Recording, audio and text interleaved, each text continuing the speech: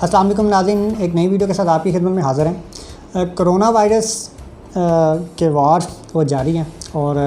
तकरीबन पूरी दुनिया इसकी लपेट में आ चुकी है। जब से कोरोना वायरस स्टार्ट हुआ जनवरी 2020 से ये पब्लिक और फिर फरवरी में इसमें शिद्दत आई और तब से जो कोरोना वायरस है इससे मुतल्लक मुख्तलिफ़ जो कंस्पिरेसी थ्योरीज़ हैं वो सामने आती रहीं। इस पर तरह तरह के मफरूज़े गढ़े जाते रहे और इसको मुख्तलिफ़ चीज़ों से वो लिंक किया जाता रहा और इस पे दुनिया सिर्फ ना सिर्फ पाकिस्तान बल्कि पाकिस्तान में अगर कहा जाए तो कम इंटरनेशनली ख़ास तौर पर यूरोपियन कंट्रीज़ में और अमेरिका में और बरतानिया में तो इस पे जो आपको ख़तरनाक किस्म की जो थ्योरीज़ हैं वो भी सामने आई। तो इस पे जो डिफरेंट थ्योरीज़ अब तक आई हैं वो एक तरफ और इसकी जो ऑफिशियल वर्जन है कोरोना वायरस का वो एक तरफ। ऑफिशियल वर्जन ये है कि ये वायरस जो चाइना की वेट मार्केट है वहाँ से बैट से ये मुंतकिल हुआ इंसान में और वहाँ से फिर इसका फैलने का वो सिलसिला शुरू हुआ और WHO जो वो अभी इसी चीज़ को तस्लीम करता है और इसका जो जीनोमिक सीक्वेंस है वो भी यही बताता है कि चमगादड़ से ये इंसानों में आया और इसका जो सोर्स वो वुहान की जो वेट मार्केट है उसको कहा जा रहा है। लेकिन ये जो ऑफिशियल वर्जन है और जो ऑफिशियल इसकी जो स्टेटमेंट है या इसकी जो जनरेशन से रिलेटेड ऑफिशियल जो मालूमात दी जाती है इससे हटकर बेशुमार थ्योरीज़ जो है वो इससे रिलेट की जा रही हैं और ये वक्त के साथ साथ हर थ्योरी जो है वो उसकी जो उसमें आप समझ लें कि कभी वो थ्योरी कमज़ोर हो जाती है और कभी वो मजबूत हो जाती है। तो इस पर ये एक थ्योरी ये कि क्या ये जो वायरस है ये कुदरती तौर पे नहीं, ये किसी जगह लेबॉर्ट्री में बनाया गया। उसके बाद अगर ये लेबॉर्ट्री में बनाया गया तो फिर क्वेश्चन कि क्या ये किसी बायोवार का नतीजा है, बायोवार का हिस्सा है कि इसको जो किसी जगह से मैनेज करके अटैक किया गया। अगर बायोवार का हिस्सा है तो फिर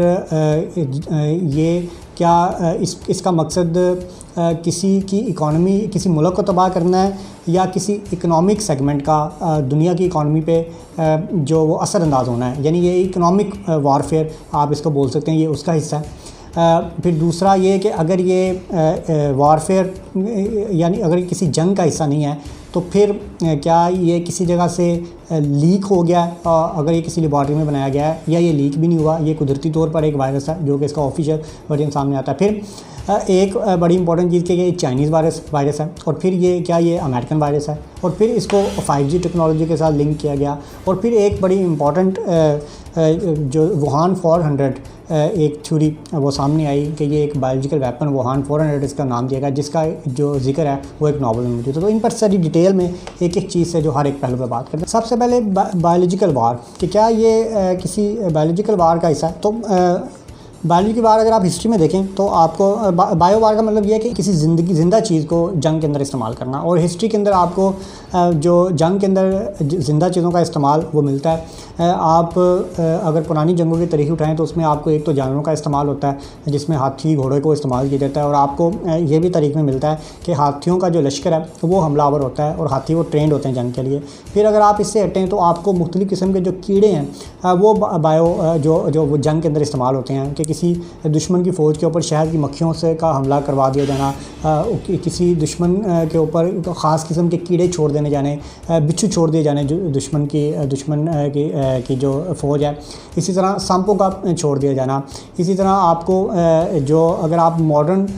साइड पे आएँ तो फिर जो आपके कीड़ों को मिसाल के तौर पर मच्छरों को वेक्टर के तौर पर इस्तेमाल करना जाना कि वो किसी ख़ास किस्म के जो माइक्रो ऑर्गेनिज्म है उसको कैरी करें और वो दुश्मन पर हमलावर हो जाएं। फिर अगर आप जदीद साइड पर आएँ तो फिर आपको जो स्मॉल पॉक्स का जो माइक्रो ऑर्गेनिज़म है और उसके बाद एंथ्रेक्स है और फिर इसके अलावा आपको क्यूबा के अंदर डेंगी के जो वायरस है ये आपको तारीख़ में मिलती है मिसालें कि इनको इस्तेमाल किया जंग के अंदर। और फिर जैसा मैंने जिक्र किया कि बराह रास्त सांप को, बिच्छू को और कीड़ों मकोड़ों को, इस तरह की चीज़ों को दुश्मन की फ़ौज पर छोड़ दिया जाता। शहद की मक्खियाँ जो है वो उनको छोड़ दिया जाता और दुश्मन की फ़ौज पे कि उन पर हमलावर हों। तो ये आपको हिस्ट्री मिलती है। अच्छा, लेकिन अगर इसकी बात करें जो कोरोना वायरस है तो इसके अंदर जो अगर बायो वारफेयर से रिलेटेड एक थ्योरी वो बड़ी स्ट्रॉन्गली गर्दिश की वो थी वुहान 400। एक the eyes of darkness novel है जो कि 1981 में पब्लिश हुआ, और इस नावल के अंदर वुहान 400 का जिक्र था कि ये एक बायोलॉजिकल वेपन होगा जो कि 2019 के अंदर वो इस्तेमाल किया जाएगा और इससे बहुत बड़ी तादाद में हलाकतें होंगी। और इसको इस थ्योरी ने बड़ी पजीराई हुई और इस पर बहुत ज़्यादा डिस्कस हुआ। लेकिन फिर इस पर एक कॉन्सेप्ट ये भी आया कि ये जो वुहान 400 इसका ओरिजिनल नेम नहीं था, जो कि इसका ओरिजिनल एडिशन था, बल्कि ये सेकंड एडिशन में ये वुहान का नाम इस्तेमाल किया गया। इससे पहले इसका नाम और था। और फिर वुहान 400 का मतलब ये कि अगर ये वुहान 400 वायरस है तो क्या ये अगर चाइना ने जनरेट किया है तो फिर ये चाइना के अंदर ही क्यों इस पर हमलावर, चाइना पे ही इसका सबसे पहले अटैक क्यों हुआ। तो ये मुख्तलिफ थ्योरी। अच्छा, बायोवार की अगर बात करें तो इसके अंदर एक चीज़ से ये जो बायोवार का जो कॉन्सेप्ट है कि इसको किसी जगह पे बतौर हथियार इस्तेमाल किया गया, वो ये है कि जब तक तो ये चाइना पर इसका असर था और चाइना के अंदर इसके जो मरीज़ सामने आ रहे थे और फिर इस पर हलाकतें सामने आ रही थी और इसने चाइना की इकॉनमी को डिस्टर्ब किया था, तब तक तो ये एक स्ट्रॉन्ग परसेप्शन था कि शायद अमेरिका इसके अंदर इन्वॉल्व है और इस पर बात भी की जाती रही। लेकिन इसके बाद जब ये जो विदाउट एनी बाउंड्री वो रिस्ट्रिक्ट ना रहा, यानी किसी ख़ास बाउंड्री तक ये रिस्ट्रिक्ट नहीं रहता और फिर ये दुनिया के हर मुल्क में फैल जाता है और फिर ये अमेरिका में भी तबाही मचाता है, ये यूरोप में भी तबाही मचाता है, ये बरतानिया में भी तबाही मचाता है और ये एशियन कंट्रीज़ में भी तबाही मचाता है। तो फिर इसके अंदर ये बड़ा मुश्किल हो गया कि ये किसी जगह से कंट्रोल किया गया है, यानी ये इसको अगर किसी जगह हथियार इस्तेमाल किया गया है तो फिर इस हथियार को किसी ख़ास एरिया में इस्तेमाल होना चाहिए। अगर हम ये बात करें कि शायद ये हथियार जो है वो उल्ट इस्तेमाल हो गया या ये आउट ऑफ कंट्रोल हो गया, तो नॉर्मली ऐसा भी नहीं होता कि अगर आपने किसी बायोलॉजिकल वेपन को यूज़ करना है तो डेफिनेटली जिस जगह ये हथियार बना होता है वो इतना बेवकूफ़ तो कोई मुल्क या कोई रियासत नहीं होती कि उसका जो काउंटर जो सिस्टम है वो डेवलप ना किया गया हो, या अगर इन केस वो किसी जगह अगर उसकी कोई एक्सीडेंट होता है तो उसके नतीजे में वो उस वेपन को काउंटर ना कर सकता हो। और इस कदर ये मुमकिन नहीं है कि अगर ये किसी जगह इसको अगर ये कहा जाए कि ये हथियार था और ये हथियार उल्टा असरअंदाज हो गया, तो ये अकल इसको मानती नहीं है कि अगर ये उल्टा इस्तेमाल कहीं हुआ होता तो फिर इसको कॉम्बैट किया जाता, इसको कंट्रोल किया जाता। तो ये थ्योरी को इस तरह से इसको आप समझ लें कि ये वक्त के साथ साथ दम तोड़ती गई जब ये मुख्तलिफ ममालिक में फैलता गया। अब आ जाते हैं जी इकनॉमिक वार पे। ये एक बड़ी इंपॉर्टेंट चीज़ है और इस पे ये बात की जाती है जी कि ये जो वायरस है ये बेसिकली बना के फैलाया गया है और इसके पीछे वजह यह है कि जो बड़ी ताकतें इकनॉमिक जो पावर्स हैं उन्होंने इसकी वैक्सीन तैयार कर रखी हुई है और जब ये पूरी दुनिया में फैल जाएगा तो फिर इसकी वैक्सीन जो है ना वो उसको मार्केट किया जाएगा और उससे वो जो इकनॉमिक जो पावर्स हैं वो रियासतों से बालातर हैं और इसी वजह से ये पूरी दुनिया में फैला है और इससे वो लोग फ़ायदा उठाएंगे। और इस पे बड़ी इंपॉर्टेंट चीज़, अब्दुल्ला हुसैन हरून है, पाकिस्तान के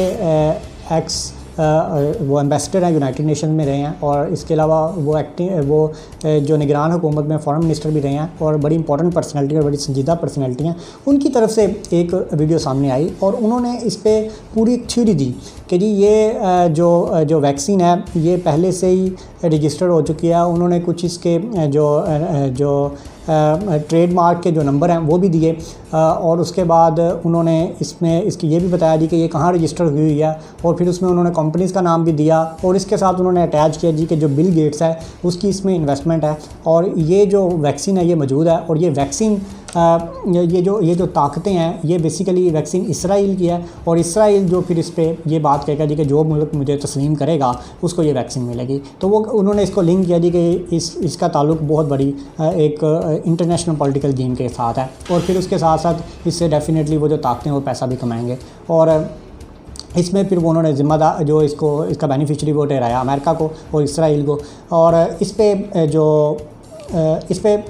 डेफिनेटली काउंटर नैरेटिव भी आया, लेकिन इनकी एक तो वो जो इन्होंने पेटेंट नंबर बताए थे वो गलत साबित हुए। इस पे डॉक्टर अताउर रहमान है, उन्होंने भी एक आर्टिकल लिखा था और भी लोगों की तरफ से इस पर बात की, लेकिन उसके बाद ये तब की बात है जब ये चाइना के अंदर इसके असरात थे। लेकिन जब ये अमेरिका के अंदर ही आया और इसने अमेरिका और यूरोपियन कंट्रीज़ में भी तबाही फैलाई और फिर इसराइल में भी इसके केसेस सामने आए, तो फिर ये थ्योरी भी अपना दम तोड़ जाती है कि जी अगर एक ख़ास मुल्क ने इसको बनाया था तो फिर वो खुद ही इसमें किस तरह इन्वॉल्व हो गया और फिर उसको खुद ही इसमें शदीद इकनॉमिक क्राइसिस का भी सामना करना पड़ा और हेल्थ क्राइसिस का भी सामना करना पड़ा। तो अब्दुल्ला हुसैन साहब का जो ये जो उनकी थ्योरी थी ये भी दम तोड़ दी। और लेकिन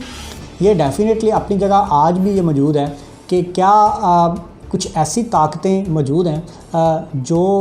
जिनकी तरफ से इस वायरस को अगर फैलाया गया है और इसका अल्टीमेटली बेनिफिट जो है वो उन फाइनेंशियल पावर्स को होगा in the form of revenue, कि जब इसकी वैक्सीन आती है या मेडिसिन आती है और वो इससे बेनिफिट लेते हैं और इससे डेफिनेटली रियासतों को वक्ती तौर पर तो नुकसान होगा फाइनेंशियली और इकनॉमिकली, लेकिन अल्टीमेटली ये जो फाइनेंशियल पावर्स हैं जिनका ताल्लुक किसी ख़ास रियासत से नहीं हो सकता, तो वो अगर इससे बेनिफिट लेते हैं तो मोर पावरफुल होंगे। तो ये अपनी जगह एक कॉन्सेप्ट मौजूद रहेगा कि क्या इसके पीछे कोई इस तरह की ताकत तो मौजूद नहीं है। लेकिन अभी मौजूदा सूरत हाल के अंदर चूँकि इस पर वैक्सीन पर तेज़ी से काम हो रहा है और ये वैक्सीन अल्टीमेटली बन भी जाएगी और इसकी मेडिसिन भी बन जाएगी, लेकिन ये अपनी जगह मौजूद रहेगा। और अगर ऐसी कोई सूरत हाल हुई तो फ्यूचर में इस पर शायद कोई किसी जगह से कोई चीज़ ऑथेंटिक सामने आ जाए। अलबत्ता मौजूदा सूरत हाल में जिस तरह से तबाही फैल रही है ये किसी इकनॉमिक वार का भी हिस्सा नहीं लगता। और ख़ास तौर पे अगर आप बिल गेट की बात करें तो वो लोग जो कि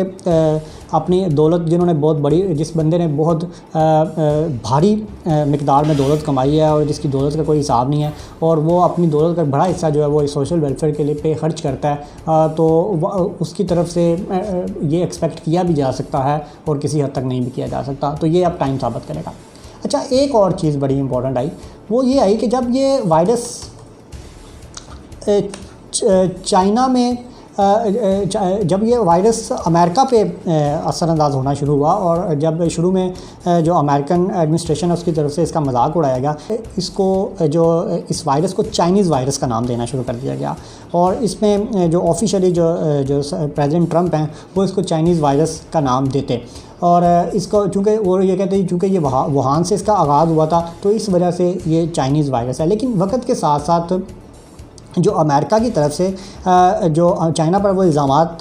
लगते चले गए और फिर अल्टीमेटली ये चीज़ सामने आई कि ये जो वुहान के अंदर जो लेबॉर्ट्री है जहाँ पे जो ख़तरनाक वायरस हैं उन पर रिसर्च होती है और वो वहाँ से ये वायरस लीक हुआ है और लीक होने के बाद ये फिर ये फैला और उसकी वजह से ये पूरी दुनिया में फैला है। तो इसका ज़िम्मेदार उस लेबॉर्ट्री को ठहराया जाता और इस पर वो ऑफिशियली इस चीज़ की डिमांड भी की गई कि जी ये हमें इस लेबॉर्ट्री तक जो इंक्वायरी है उसके लिए रसाई दी जाए इंटरनेशनली, ताकि इसको इन्वेस्टिगेट किया जाए कि ये क्या ये वाकई ये वायरस वहाँ से रिलीज़ हुआ, लीक हुआ या एक्सीडेंटली या ये जो वेट मार्केट है वहाँ से ये जनरेट होकर इंसानों तक आया। तो इस पर आज भी जो अमेरिका वो स्टैंड करता है और इसको चाइनीज़ वायरस का नाम दिया जाता है और इस पे जो चीन पे इल्ज़ाम लगाया जाता है। अच्छा, चीन और WHO की जो इस पे वर्जन वो यही रहा कि जी ये चूँकि एक कुदरती एक आफत है तो इसको पॉलिटिसाइज ना किया जाए और इस पर जो वो इस तरह के इल्ज़ामात ना लगाए जाएं कि इससे जो वबा पर काबू पाने में मसाइल दरपेश हैं, लिहाजा हमें इसको वबा को बतौर वबा ही लेना चाहिए और इस पर किसी किस्म की सियासत नहीं करनी चाहिए। लेकिन अमेरिका इस पर बाज़ नहीं आता रहा और आज तक जो अमेरिका इस चाइना पे मुख्तलिफ़ तरह के इल्ज़ामात लगाता है इस वायरस के फैलाव के हवाले से और यहाँ तक भी कहा जाता है कि चाइना ने इस पर गलत इंफॉर्मेशन दी और लेट बताया और इस पर WHO को भी ज़िम्मेदार ठहराया जाता है कि WHO ने इसकी जो ह्यूमन टू ह्यूमन ट्रांसमिशन है उसके बारे में लेट बताया। जबकि अगर आप इसकी डिटेल में जाएं तो आप देखेंगे कि जैसे जैसे चाइना से इवेंट्स होते चले गए वैसे वैसे वो WHO को बताते चले गए और उस तरह से जो WHO है वो अपनी इस पे लोगों को अपडेट करता रहा। और डेफिनेटली चूँकि शुरू में यही समझा जा रहा था कि ये जानवरों से इंसानों में मुंतकिल हुआ है और इसकी ह्यूमन टू ह्यूमन ट्रांसमिशन नहीं है, तो इस वजह से शुरू में इस पर बात नहीं हुई, लेकिन अल्टीमेटली इस पर बात होना शुरू हो गई और फिर ये बताया गया जी कि इंसानों से इंसानों की ट्रांसमिशन होती है और फिर बहुत बड़ी तादाद में केसेस आए। तो मैं इसी वजह से जो अमेरिका की तरफ से चाइना पर भी इल्ज़ामात लगाए जाते हैं और WHO पर भी लगाए जाते हैं और प्रेसिडेंट ट्रंप की तरफ से WHO की फंडिंग जो है उस पर रोकने की भी बात हुई। अच्छा, अब आ जाते हैं जी कि इस पर एक बड़ी इंटरेस्टिंग चीज़ हुई, वो ये हुई कि जब चाइना पर इल्ज़ामात लगते रहे, तो फिर चाइना की तरफ से एक काउंटर अटैक हुआ और वो ये हुआ कि उसमें ये कहा गया कि ये जी जो वायरस है ये चाइनीज़ वायरस नहीं है, ये अमेरिकन वायरस है। और बेसिकली ये वायरस जो है वो अमेरिका से शुरू हुआ है। और उसमें ये कहा गया कि जी जो फोर्ट डेट्रिक्स लैब है अमेरिकन फ़ौज की, जहाँ पे जो बायोलॉजिकल वारफेयर उस पर रिसर्च होती है और इसके अलावा जो ख़तरनाक वायरस है उन पर रिसर्च होती है, वो जो लैब है उसको जुलाई 2019 के अंदर गैर ज़िम्मेदाराना इंतज़ामात की वजह से और सिक्योरिटी कंसर्न की वजह से, बायो सिक्योरिटी कंसर्न की वजह से CDC ने उसको बंद कर दिया था। और उसके बाद वो ये कहते हैं जी कि जुलाई के बाद फिर सितंबर, अक्टूबर, नवंबर में कुछ ऐसे केसेस फ्लू के आए अमेरिका के अंदर जिससे बड़ी तादाद में हलाकतें हुई। और वो ये कहते हैं जी कि ये हलाकतें शायद उस वक्त वो लोग इसको समझ नहीं पाए, या अगर समझ रहे थे तो इसको छुपाया गया। तो वो ये बेसिकली इसको लिंक कर रहे हैं कि चूँकि वो जो लेबॉर्ट्री थी फोर्ट डेट्रिक्स लैब, वहाँ से ये वायरस लीक होता है और लीक होने के बाद ये जो वहाँ पे लोकल लोगों में फैलता है जिससे बड़ी तादाद में हलाकतें होती हैं और वो इसको पहचान नहीं सकते। और फिर वो कहते हैं कि 2019 के एंड में जो मिलिट्री गेम्स होती हैं चाइना में, उसमें अमेरिकन फ़ौजी जब वहाँ पे वुहान में आए और चाइना में आके उन्होंने उन गेम में हिस्सा लिया, तो वहाँ से जो वो फ़ौजी है वो वायरस अमेरिका से चाइना में ट्रांसफ़र हुआ और चाइना से फिर वुहान के अंदर ये केसेस आना शुरू हुए। तो इसका इल्ज़ाम उन्होंने अमेरिका पे लगाया और अमेरिकन फ़ौजियों पे लगाया कि अमेरिकन फ़ौजी जो हैं वो अपना वायरस वो अपने मुल्क से वायरस चाइना में लेके आए। और यहाँ पे एक इंटरेस्टिंग चीज़ वो ये भी कहते हैं कि जी जो अमेरिका वो इस वायरस को शुरू में पहचान नहीं सका और इस बीमारी को पहचान नहीं सका, जिसकी वजह से मसाइल पेश आए। लेकिन इस पे जो चाइनीज़ फॉरेन ऑफिस के स्पोक्स पर्सन हैं लियान ज़ाओ, उनकी तरफ से एक ट्वीट किया गया और ट्वीट के अंदर ये कहा गया जी कि ये जो वायरस है, 2, 3, 4 ट्वीट्स हुई उन पे, मेरा ख्याल 4 ट्वीट्स हुई। 2 के अंदर तो उन्होंने जो अमेरिकन एक ऑफिशियल हैं उनकी कोई एक वीडियो क्लिप लगाया और दिखाया जी कि ये देखें जी कि ये फोर्ट डेट्रिक्स लैब्स के क्लोजर और इसके बाद जो केसेस आए थे उस वक्त फ्लू के, उनके बारे में जो बात हो रही है, ये लिंक कर रहा है कि ये अमेरिका में पहले हुआ था 2019 में और वहाँ से चाइना में आया। उसके बाद एक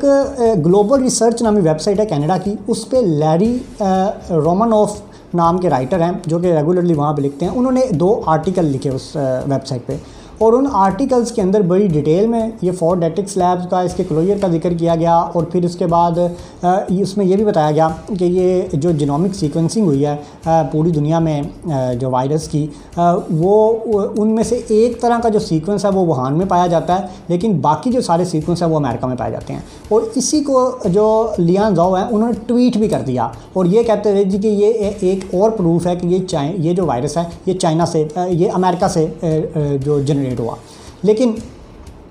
तो वक्त के बाद इस स्टेटमेंट से वापस होना पड़ा और इंटरेस्टिंगली ये जो लैरी रोमानॉफ के जो दोनों आर्टिकल्स हैं वो दोनों आर्टिकल्स ग्लोबल रिसर्च नामी जो वेबसाइट है उसे डिलीट कर दिया गया और उसकी वजह गालबन यही बताई गई कि जी इसके पीछे कोई सॉलिड रीज़न नहीं थी और कोई सॉलिड बैकग्राउंड नहीं थी जिस पर ये चीज़। तो ये जी चाइना ने जब अमेरिका ने कहा जी चाइनीज़ वायरस है और चाइना ने उल्टा अमेरिका पर इल्ज़ाम लगाया और उसकी ये बताया जी कि ये उनकी जो लैब है फोर्ट डेट्रिक्स लैब, उसमें बायोसेफ्टी कंसर्न की वजह से उसको बंद किया गया था कि वहाँ से ये वायरस लीक हुआ, वहाँ से अमेरिका में फैला, बहुत बड़ी तादाद में लोग मरे और उसके बाद अमेरिका इसको पहचान नहीं सका और वहाँ से ये जो वायरस है ये फिर चाइना में शिफ्ट हुआ। तो ये दोनों की जो वार है वो जारी है और इस वक्त भी अमेरिका और चाइना की तरफ से एक दूसरे पर इल्ज़ाम लगे हैं। अच्छा, एक और इंटरेस्टिंग चीज़ थी वो थी 5G टेक्नोलॉजी थ्योरी। और ये जो कॉन्स्पिरेसी थ्योरी है इसको बड़ी पजीराई मिली ख़ासतौर पर यूरोपियन कंट्रीज़ में और बरतानिया में। अच्छा, इसमें या तो 5G के बारे में ये कहा गया है कि या तो ये जो रेडिएशन हैं ये वायरस के फैलाने का सबब बनी है, या फिर इन्होंने जो इम्यूनिटी को लोगों की वो कमज़ोर कर दिया कि वायरस हमला और हुआ, या फिर ये जो इसकी जो 5G रेडिएशन है ये वायरस को म्यूटेट करने का सबब बनी। और इस पे जो सोशल मीडिया उस पर बड़ी शिद्दत से बात की गई और यहाँ तक के लोगों ने जो 5G के पोल लगे हुए थे यूरोप में उन पे हमले किए, उनको जला दिया गया और उसके बाद डेफिनेटली वहाँ के जो इदारे वो हरकत में आए और फिर इस पे यूट्यूब, फेसबुक और जो दीगर सोशल मीडिया के प्लेटफॉर्म्स हैं उनकी तरफ से इस कंटेंट पे वो सख्ती की गई और इस पे मुख्तलिफ जो कंटेंट है उसको वो डिलीट भी करवाया गया। और फिर आपने देखा होगा कि आपको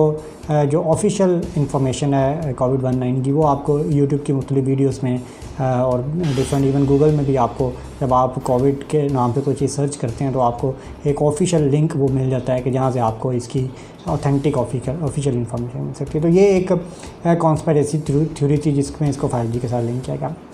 इसी तरह फिर ये भी बात की गई कि ये जी एक आलमी साजिश है बिल गेट्स की और मुख्तलिफ ऑर्गेनाइजेशन की कि दुनिया के अंदर जो आबादी है उसको कम किया जाए और उसके लिए इस पे जो इन्वेस्टमेंट की जा रही है। तो इस पे डेफिनेटली ये तो एक बहुत बड़ा क्राइम है और इसमें अगर किसी भी रियासत की आबादी या उस पर ये हमला होता है तो उस पर कोई भी दुनिया की रियासत वो खामोश नहीं बैठेगी। अगर ऐसी कोई चीज़ हो रही हो या हो रही होती तो इस पर डेफिनेटली जो मुख्तलिफ ममालिक की एजेंसीज़ हैं वो इस पर बात भी करती हैं और इस चीज़ की इजाज़त वो नहीं दी जा सकती कि आप पॉपुलेशन को कम करने के लिए रियासतों पर हमला करना शुरू कर दें। अच्छा, इसके अंदर जो बड़ी अभी इंपॉर्टेंट चीज़ है, ये जितनी भी थ्योरीज़ हैं इसके अंदर जो देखने वाली चीज़ है वो एक तो ये कि ये जो इस पे जो 5G टेक्नोलॉजी है उसका ह्यूमन हेल्थ पे या जो भी हम टेक्नोलॉजी इंफॉर्मेशन टेक्नोलॉजी यूज़ करते हैं, जो रेडिएशंस हमारे इर्द गिर्द आती हैं, इनका ह्यूमन हेल्थ पे क्या इफ़ेक्ट होता है और इस पे डेफिनेटली रिसर्च होगी भी कि ये जो 5G टेक्नोलॉजी आएगी इसका ह्यूमन हेल्थ पे क्या इफ़ेक्ट होगा, इसका लोगों की साइकोलॉजी पे क्या इफ़ेक्ट होगा और इसके साथ साथ लोगों की जो सोशल लाइफ है उस पर इसका क्या इम्पैक्ट आएगा। तो ये डेफिनेटली एक रिसर्च है जो कि होनी चाहिए। लेकिन अगर ओवरऑल आप इन कॉन्स्पिरेसी थ्योरीज़ की बात करें तो ये थ्योरीज़ जो वक्त के साथ साथ जो भी थ्योरी जनरेट हुई वो अपना दम खुद ही तोड़ती गई, क्योंकि इस वक्त हकीकत ये है कि ये वायरस एक ख़तरनाक वायरस है जो कि दुनिया के हर मुल्क में फैल चुका है और इसने दुनिया की मईशत को नुकसान पहुँचाया है। इसने तरक्की याफ्ता ममालिक को हिला के रख दिया है, उनके हेल्थ सिस्टम को हिला के रख दिया है और इसने जो मुख्तलिफ सवाल खड़े कर दिए हैं कि आइंदा जो आपका एडमिनिस्ट्रेटिव सिस्टम वो किस तरह का होना चाहिए और आपकी जो रियासत के इंतज़ामात हैं वो किस अंदाज़ में चलने चाहिए। तो यकीनन ये कॉन्स्पिरेसी थ्योरीज़ जो आपके सामने डिस्कस की, इस तरह की कॉन्स्पिरेसी थ्योरीज़ जो आगे भी इससे रिलेटेड वो जनरेट होती रहेगी। अभी रिसेंटली एक चीज़ वो सामने आई कि जो सदर ट्रंप की तरफ से ये बात की गई कि ये चाइना की एक साजिश है मुझे बाकायदा इलेक्शन हराने के लिए और मेरे मुखालफिन को सपोर्ट देने के लिए। और इससे पहले इस पे ये बात भी होती थी कि शायद ये डीप स्टेट का काम है कि वो ट्रंप एडमिनिस्ट्रेशन को वो वीक करना चाहते हैं ताकि इससे जो इलेक्शन है उस पर असरअंदाज हुआ जा सके। तो ये वक्त के साथ साथ और भी चीज़ें सामने आती रहेंगी, लेकिन अल्टीमेटली ये जो वायरस है इसने चूँकि दुनिया सारी को चेंज कर दिया है और ये पूरी दुनिया पर असरअंदाज हुआ है, हर अमीर और गरीब मुल्क पर और हर अमीर और गरीब शख्स पर इसका असर वो सामने आ रहा है। तो यकीनन इसके पीछे एक्चुअल बैकग्राउंड क्या है और चूँकि अगर ये वुहान से हुआ है, इसका स्टार्ट हुआ है, तो फिर क्या ये जो ये कुदरती तौर पे हुआ है या ये किसी लैब से ये लीक हुआ है, इस पर भी क्वेश्चन जनरेट हो रहे हैं। अमेरिका जनरेट कर रहा है और दूसरी तरफ चाइना की तरफ से ये बात की जा रही है कि इसका ज़िम्मेदार अमेरिका है। जो अमेरिकन जो फ़ौजी हैं वो इसको लेके आए, एक ये थ्योरी वो सामने आ रही है। तो इस पर फर्दर भी वो डिस्कशन होती रहेगी और चीज़ें सामने आती भी रहेंगी। तो देखते हैं कि आगे क्या होता है। लेकिन हमारे लिए ज़रूरी है कि ये वायरस है, ये एक बीमारी फैलाता है और ये बीमारी ख़तरनाक बीमारी है और हमें इससे बचना है और उसके लिए जो एहतियाती तदाबीर हैं वो हमें अपनानी है। सोशल डिस्टेंसिंग का ख्याल रखना है और ख़ुद को भी बचाना है और दूसरों को भी बचाना है। Thank you very much.